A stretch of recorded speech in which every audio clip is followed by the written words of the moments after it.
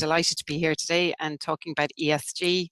I guess really what I'm going to focus on today is the why. So why sustainability needs to be on any board agenda. And I'm really going to focus in on making a clear, hopefully a clear business case as to why that should be. We'll touch also just at the end on the what. So, once it is on your agenda, what do you actually need to do? But mainly it'll be around that why question. I'm a co-founder of Sustainability Works. We're a boutique sustainability consulting firm based in Ireland, i.e. we're small, but we, the three co-founders, really we kind of bring together a broad range of skills across sustainability. And generally in sustainability, multidisciplinary approaches work. So, I kind of come from a sustainable finance side. My colleagues work on the corporate sustainability side. But we really bring together policy and innovation and communications, all of those skills, which we find is important in terms of making sustainability simple. So what we're going to cover today is, I suppose, the first thing I always try to establish as a building block when discussing anything relating to corporate sustainability is to define what sustainability means so that we at least have a common understanding, because people come into sessions like these or come to the topic thinking from different angles, some thinking it's all about diversity, some thinking it's all about climate change. So really just trying to define that holistic definition of sustainability. And then we'll look at some of the global sustainability challenges we face. We'll look at the global policy response, and then we'll get on to business and why the sustainability agenda matters to business. And then finally, we'll look at sustainability and the role of the board. So, I suppose, as I said, before we ever start talking about what sustainability means for the board, we need to understand and have a common understanding ourselves about what sustainability and being sustainable is about in its broadest sense. And, I think we're all hearing it every day. The terms are ubiquitous at this point, sustainable economic growth, sustainable agricultural practices, sustainable energy.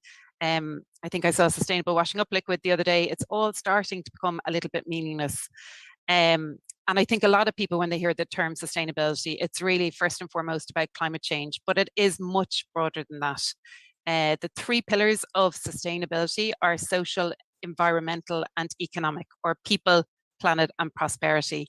And it's all about, the term sustainability is all about trying to achieve a balance between all of these things so that current and future generations can thrive. And I always think it's helpful to go back to the dictionary definition of sustainable as meaning being able to continue over a period of time. And that's really all we're talking about when we talk about the broad sustainability agenda. It's about whether we can continue to live and produce and consume in the way that we are currently doing, or is the way that we are living as a people putting our environment and our social fabric under threat. So, why wouldn't we be able to continue to live in the way that we currently do? There's four core realities that are driving the conclusion that things need to change and that we're living in an unsustainable way. The first is around population growth. The second is the use of natural resources. The third is waste, including, of course, carbon emissions. And really, all of those factors combined mean that by 2050, we'll need 3 Earths. And yet we obviously only have one. And all of those issues kind of cover the, I suppose, environmental piece of the sustainability agenda. On the social side, a lot of the social issues can be attributed to the fact that over the past 40 years, we've had unprecedented economic growth. GDP has quadrupled, but the benefits of that economic progress have not been equally distributed. And that is leading to, challenges around social cohesion, around income inequality, wealth inequality, those kind of social issues. So basically where we are at the moment, is that we are consuming about 1.75 times as many natural resources in a year as the planet can possibly regenerate. And all of that is driving sustainability, environmental challenges really, such as biodiversity loss, resource shortages, and climate change. And that's really what we mean when we say that the way we live is not sustainable, especially with the global population forecast to increase a further 50% this century. So really a lot of the global sustainability challenges that we face are centered around those issues. So, I mentioned their population growth, and just to put that into perspective, for thousands and thousands of years, population only grew slowly. So it took the whole time up to the 1800s, 1803, to reach 1 billion people on the planet. And now there's over 7.8 billion of us. So that's a huge exponential growth over 200 years, multiplied by 8, basically. And we're expected to go up to 11.2 billion by the end of the century and then plateau. And the simple fact of those increasing numbers on a finite planet with finite natural resources and ability to absorb waste means that we are running into challenges. And there's a few key challenges, key graphs that I think will kind of illustrate that. So on this slide, a lot of graphs there, but basically this shows you the correlation. If you remember back the population growth slide, and you can see a small summary of it here on the top left-hand side, but just the correlation of population growth with our use of natural resources and our production of waste. So, literally the carbon emissions, the carbon emissions profile slopes up to the right in the hockey stick way, as they call it, exactly the same as the population growth, as does freshwater use, as does, marine fish capture, as does tropical forest use. So, overfishing, a lot of these issues, it's down to us. It's down simply to the fact of the people on the planet. And this is, I suppose, to illustrate that this is not equally done. So the 1.755 planets that we currently need, it's an average. Some countries are living within their planetary boundaries and others are less so. And a big challenge in relation to transforming the way we live is really that our economic models and our financial theory were all developed in an age of abundance of natural resources. So no value is really being placed on those environmental or natural resources because there were so few people on the planet that as economic development occurred and you cut down natural resources or deplete them in some way, it was fine. There was always more and there was no real value placed on them. But then came the Industrial Revolution, society became dependent on fossil fuels, and there was unprecedented population growth and a linked massive growth in production and consumption of goods and services, which of course brought with it great economic growth, but as we said, not equally done. So around in the 1960s, people started thinking about the fact that there is this growing population on a planet with limits, and a group called the Club of Rome, it was a group of academics and business people, they came together to say, okay, are there limits to growth? What does it mean to be living on a planet with finite natural resources? And what are these links between environmental and social and economic problems, and how best can we solve them? So they identified these 5 limits that you see there. You can see even there, they reference pollution. They don't actually reference carbon emissions as a big issue because it was before its time. But even at this time, that idea of that there are limits to growth was met with great skepticism. But today, that concept of natural limits, it continues. This is the work of Johan Rockström on planetary boundaries. You may have seen him recently in a documentary on Netflix with Sir David Attenborough, all around this idea of what are these planetary boundaries that we basically cannot exceed without running into the risk of impacting how we can live on this earth. And so all this work around planetary boundaries, and he identified 9 areas basically that are indispensable to the survival of humanity. And so we're not talking about survival of the planet. And I think that's the really important change that has come over the recent years. This is now all being talked about in relation to the survival of the people on the planet. The planet will continue in whatever way. These are natural limits to, I suppose, that are really important in order to survive as a people, and I suppose maintain and improve our own living conditions as they are. So things that are natural limits, he's identified 9. I suggest you look up his the Stockholm Resilience Centre for more on this, but it's like issues: how much of our biodiversity can we actually afford to lose and still be able to produce enough food to feed the planet? How much climate warming can the Earth tolerate? And when do, places start to become uninhabitable? How big is the hole in the ozone layer? What is the limit on air pollution? So really, he's identified these 9 kind of critical boundaries. The current status is that 4 out of the 9 are exceeded. So, we're kind of moving towards this unsafe operating space. Though if you watch that documentary, he's very positive that we can absolutely pull back from there. But he's really, these kind of planetary boundaries now are influencing a lot of work in this space and a lot of thinking. So I suppose the impact of all of those sustainability issues are that we have very specific global sustainability challenges across all of those pillars of sustainability: economic, environmental, and social. And really the best, if you're looking for a list of what are the, the challenges that we face as a result of sustainability issues or the sustainability agenda, the best list really is encapsulated in the UN Sustainable Development Goals. It includes, of course, issues like climate change and biodiversity loss. It also includes in there poverty, hunger, equality, economic prosperity. At the core, you could take some time and go through each of these issues and delve into them. But really at the core of all sustainability issues is the big one. It is climate change. I'm just going to talk about that a little bit more because it just helps bring into focus as well kind of the interrelationship between environmental issues, social issues, and economic issues. So, I think the scientific consensus is clear. The world has a big carbon emissions problem. It's really derived from our human activities since the Industrial Revolution, when we really started burning fossil fuels.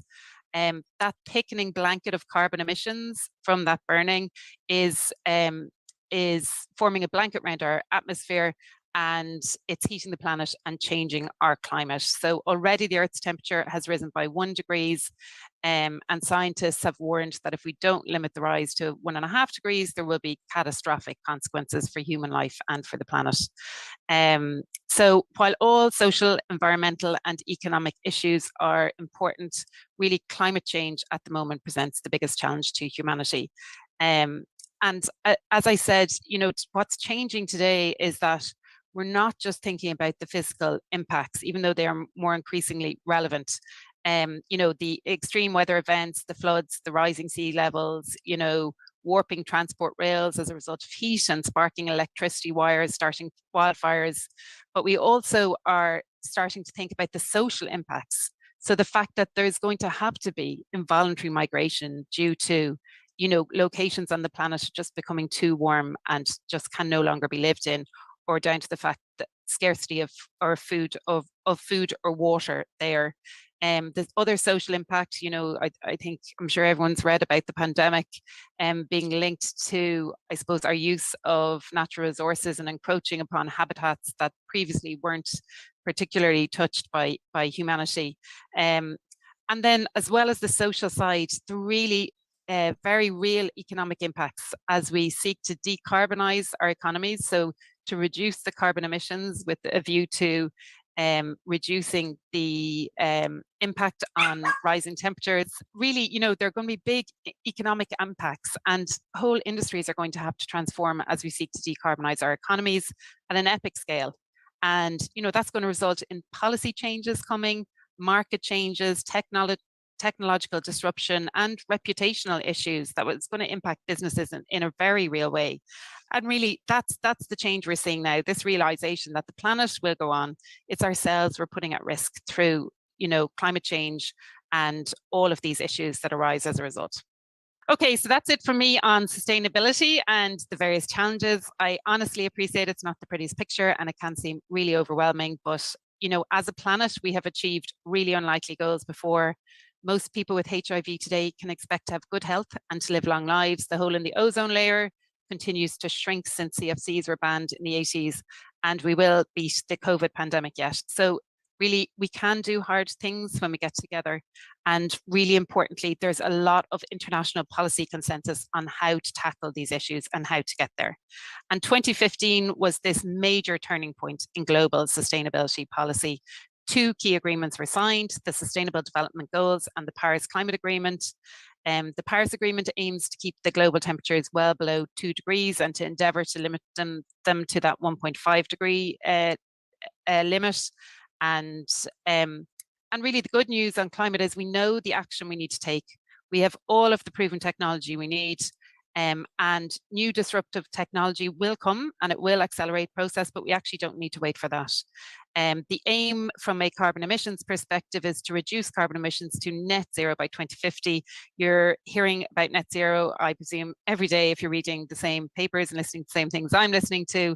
But really that net zero goal is to reduce the amount of energy we use as much, or as fossil fuel energy that we use as much as possible. So really limiting the our carbon emissions and then to remove as much as we emit. So the Paris Agreement, major, development in global climate discussions.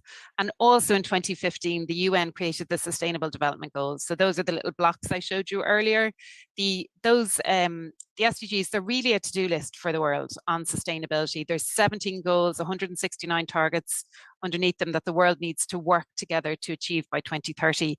And what we're seeing is those kind of really broad objectives are cascading down into national policies, are impacting both the real economy and the financial sector, and really requiring action from all sectors of society. So this decade is a critical one in terms of solving some of these major challenges, and it's been called the decade of delivery. And we can see, the desire to do so and to deliver now coming through, in all of the media and in all of the discourse on this, and particularly in the calls to build back better after COVID. There's a real recognition of, we can't continue to live the way that we do and something needs to change. So, I suppose what we've discussed so far are these global sustainability challenges and the policymaker response. But none of that really explains why sustainability is relevant for business. Surely, you need to solve these challenges at a policy level. Benefiting the whole of the society or saving a planet is not a business case for business to engage on sustainability. So I don't feel that anything we've spoken about so far explains why sustainability is relevant for business, but hopefully I will do that now. I suppose, why is business embracing sustainability now? I think that's probably why you're all on this call. You can, there's so much discussion and discourse about it at the moment. It's happening all around us that businesses are embracing sustainability, some more authentically than others. But why are they doing it? It's really, I think, can be encapsulated in these three words. And I'd really recommend this book, Leading Sustainably, where, because I just read it and I went, yeah, that's it. It's for profit, purpose, and survival. So today's companies, they're recognizing the world is changing. They're recognizing they need to adapt to stay relevant and to stay in business and to future-proof their products and services. And really, they are realizing that the sustainability agenda is about business risk and business opportunity in this changing world. Helpfully, the evidence is stacking up that long-term profits and stakeholder value are found where the balance between people and planet and profit is correct. So I'm going to use this kind of frame of profit, purpose, and survival to make the business case for sustainability. But even before we do so, I'd first just like to make the link between corporate sustainability and ESG, and just to make the distinction between the two.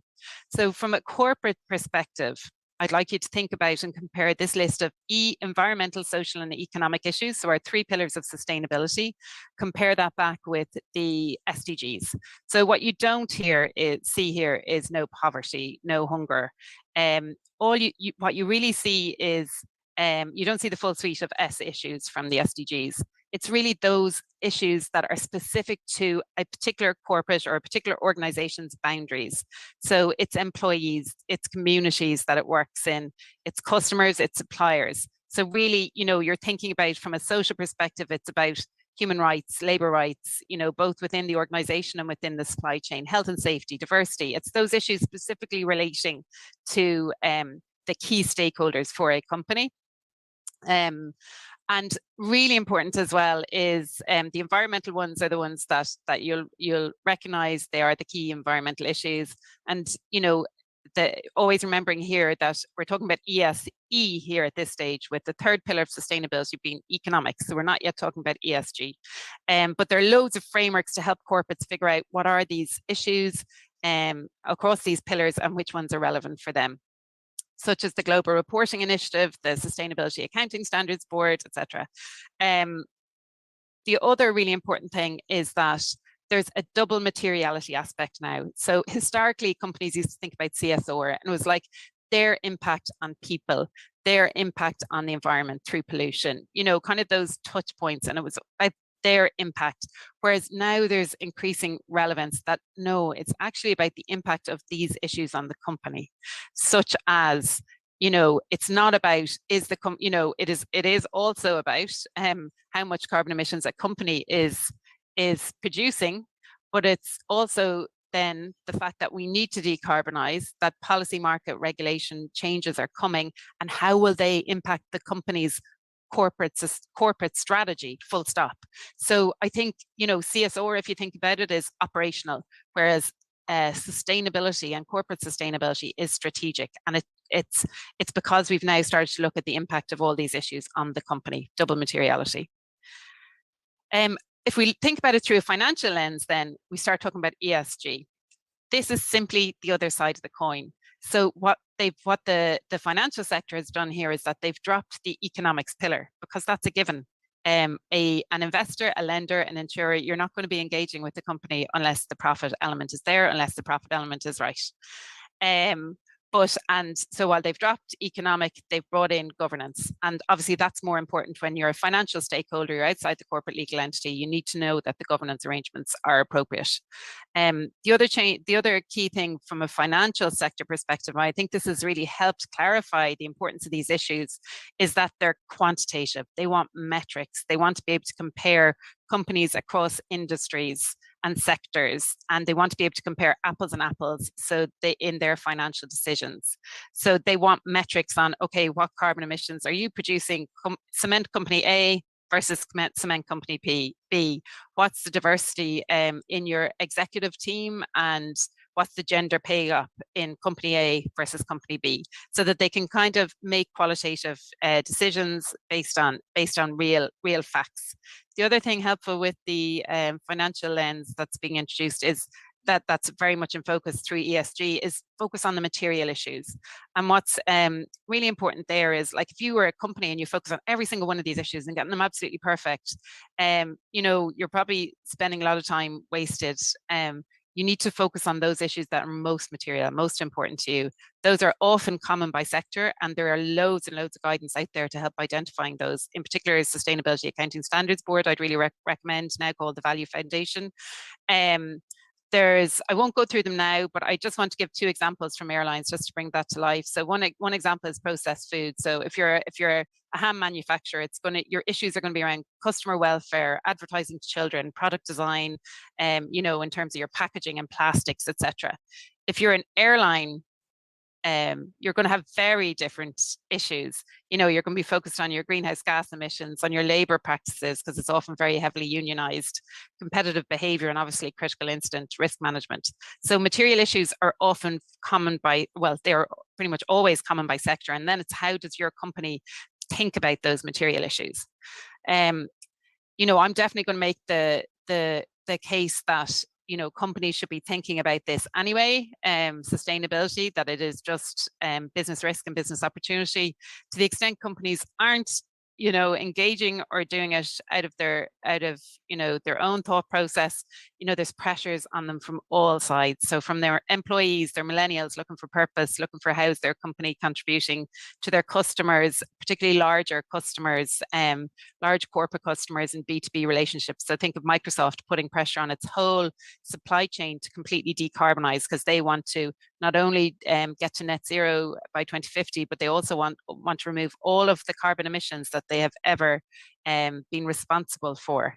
So big corporate customers are putting pressure on companies, their suppliers, and as well as retail customers voting with their feet. Governments are introducing stricter environmental and social policy and regulation directly impacting companies in the real economy. And the financial sector, so investor, lenders and insurers, particularly those who are kind of leading on ESG, they've been putting pressure for a while on companies to take these longer term views and think about these issues and how they impact them. And I've just put a triangle up there showing sustainable finance, which is an area that I do a lot of work on. But like, what is sustainable finance about? Really, it's about the governments using the financial sector and policymakers using the financial sector to put more pressure on companies through a different alley. And really, what are companies most likely, to respond to? Well, they'll certainly respond to whoever is giving their money if they are looking for improved environmental or social practices or strategies. So the governments are doing that through the sustainable finance policy. We have a lot going on in the EU at the moment, if you're situated within the EU, and they're doing that both direct policy measures that impact investors, lenders and insurers, but also indirectly through financial regulators. So it's really interesting to see what's happening there. So as I said, and the reason business is embracing sustainability is for profit, purpose, and survival. Firstly, profit. This is really about the evidence of, since 2015, again, that seminal year from a policy perspective, it was also seminal in terms of evidence around the link between good performance on material ESG issues and good financial performance and good stock market performance. There's so many studies since 2015, in particular, from MSCI ESG, from Arabesque, from most good financial services providers, showing that correlation. And we've even seen that increase, that funds and stocks with good ESG credentials have performed better during COVID. And obviously, there's a lot of evidence from a stock market perspective, that you'll all be familiar with. To give a non-climate example, where an ESG issue has hit stock market performance would be obviously the Cambridge Analytica issue for Facebook. And if you've been listening to the ESG analysts, they were warning years before about a backlash from regulators and from citizens about data privacy. And then obviously Cambridge Analytica came along, and it was a huge hit to the share price. So that's one side of it, kind of the evidence, like real academic and evidence about this link, proof points for both businesses and for the financial sector.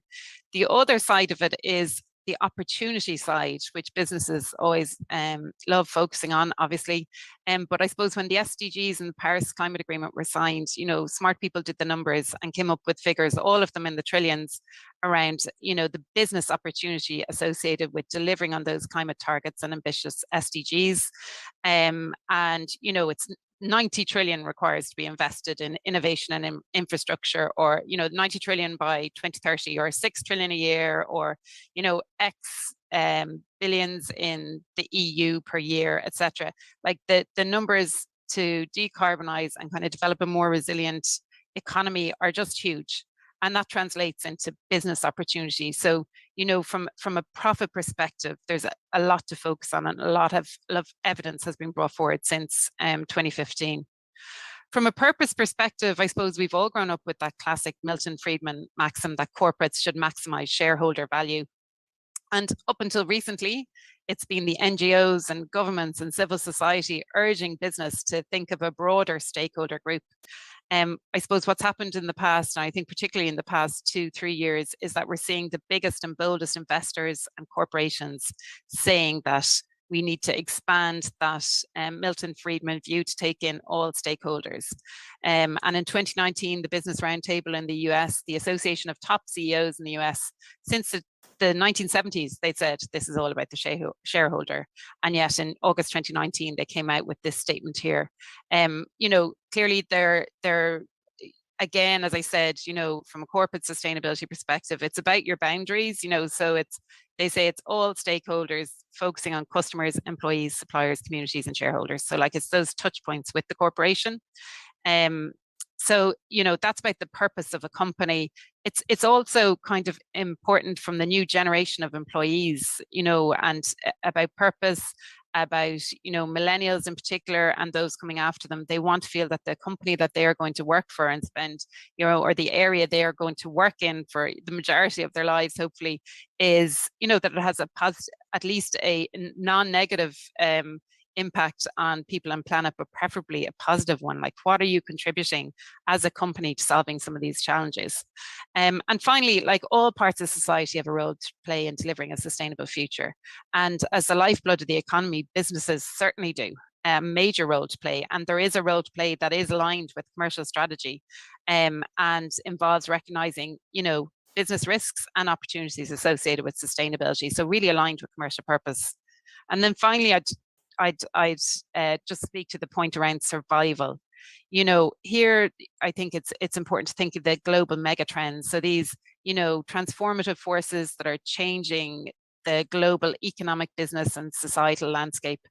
And there's many variation on what they are, but if you look at the PwC list of 5 megatrends, it includes tech, disruptions, shifting economic power, those type of really obvious things that, as a business, if you're not thinking about trade wars with China or, the new disruptive tech that's going to come in and change your sector, you're kind of missing the boat, really.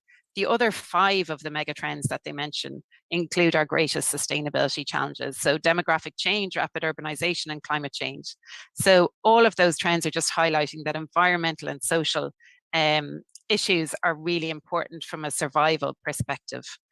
Another report that businesses track is the Global Risk Register. It's published annually by the WEF, the World Economic Forum, and companies use it to identify threats and figure out how resilient they are. And really, over the last 13 years, we've seen the economic and geopolitical risks being replaced with environmental risks in terms of both likelihood of arising and impact on global economies if they do. And finally, I think that a key point is that all of these issues are connected. So climate action failure leads to involuntary migration, which leads to social instability and unemployment. Our environment, our society, and our economy, they're all part of this complex connected system. And you can't think of one thing alone anymore, certainly not anymore. And even, I think COVID-19 has thrown that interdependence into even sharper relief, really emphasizing the need to integrate corporate strategy, governance, and decision making. And just to say, like, businesses aren't doing this for the benefit of their health. This is about, particularly with sustainable finance developments, about access to lower cost of capital. It is about improved financial performance. And, there's evidence to back this up. It is about enhanced brand and competitive advantage in the marketplace, customer loyalty, really, really important. I hear it again and again. It's about attracting, engaging, and retaining employees by showing that, you as a corporate are playing your part, and by evidencing the contribution that your activities, whether products or services, are going to make from a planet and people perspective. So the benefits are multifold.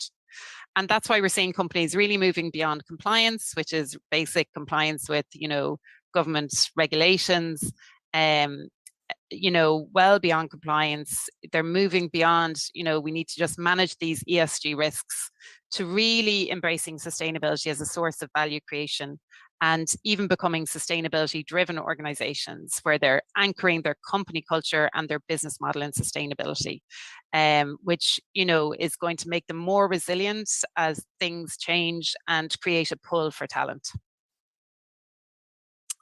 So I suppose in conclusion, again, I'll go back to my favorite book, Leading Sustainably.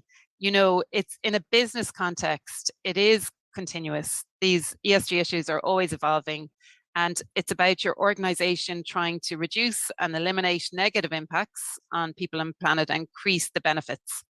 but this is the most important bit, while maintaining or improving its profitability and market performance. So we're in no way saying that companies need to think about sustainability from an activist perspective. This is, the economic pillar is one of the pillars of sustainability. And obviously it's just about trying to achieve a more balanced scorecard between these three pillars for any company. So I suppose if I've done my job and I've made the business case for sustainability, then hopefully it's really clear at this point why sustainability should be on the board's agenda. The board looks after the company's long-term interest and survival, and that is why sustainability should be on the board agenda. But that's, I suppose, not the end of the story. Knowing the why doesn't mean it's always easy to know what to do next. And in fairness, most directors came of age professionally and at a time, when the link between ESG factors and corporate performance wasn't clearly understood. You can't be expected to be an expert, and you shouldn't need to be an environmental science or a social science expert.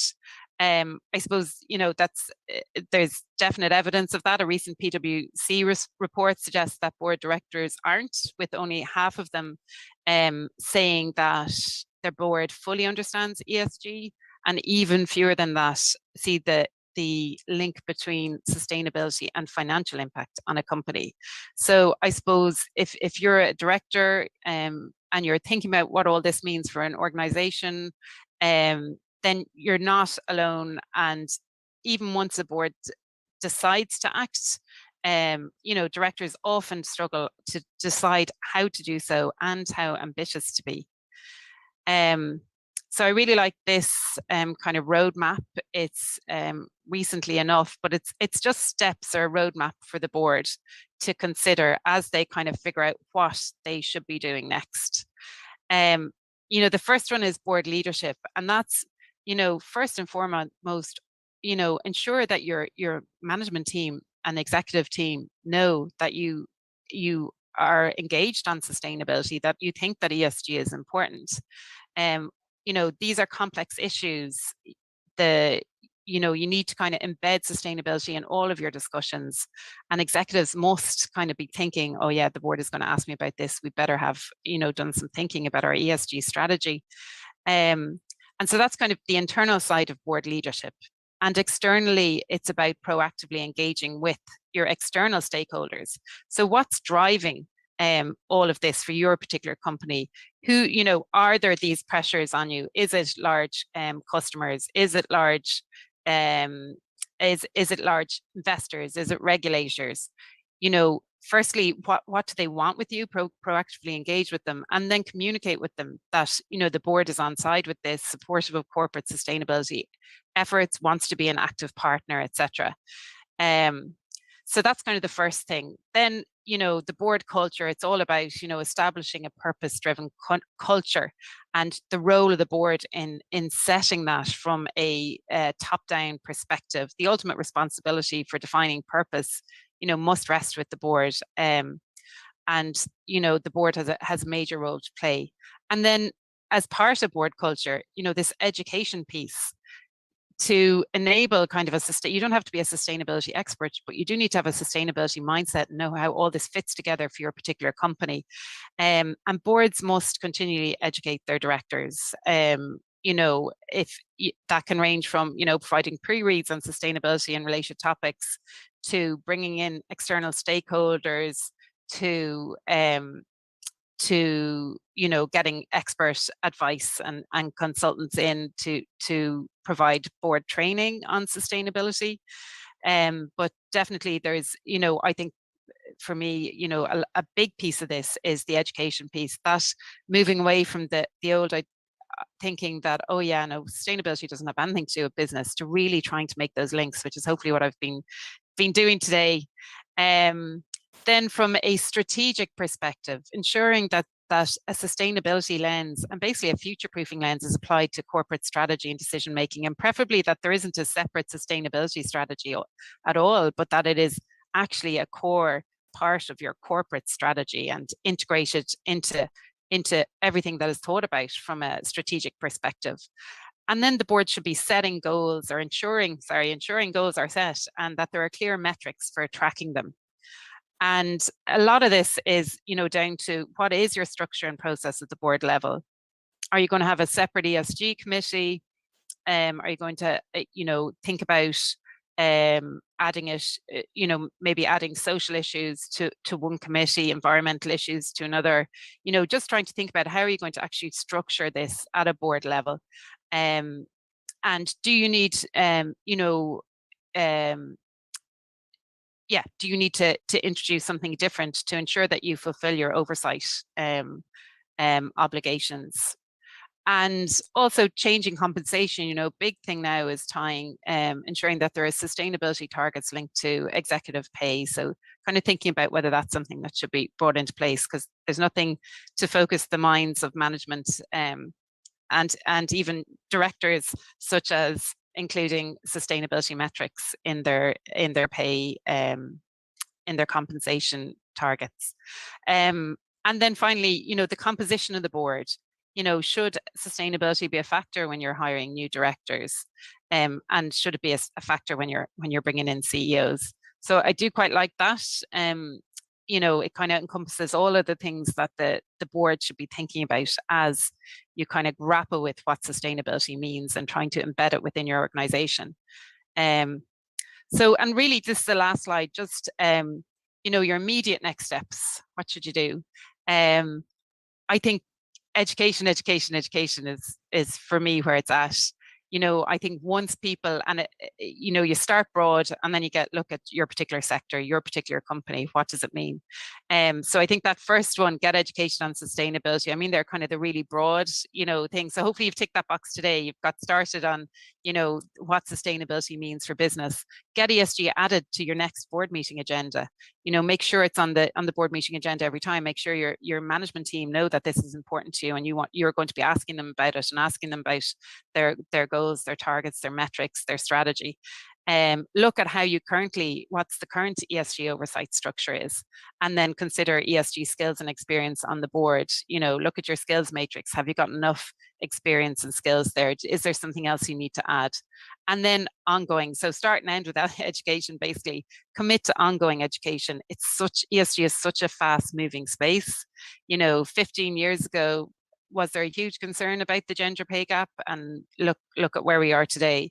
These issues are fast evolving. COVID, pandemics, etc. weren't hugely figuring on a lot of people's minds in early 2020. And look at where we are. So, committing to ongoing education is just really important, because these are fast evolving. And there's loads of ways of accessing those. And I think always try to make it specific for your board, specific for your sector, specific for the company that you're working with.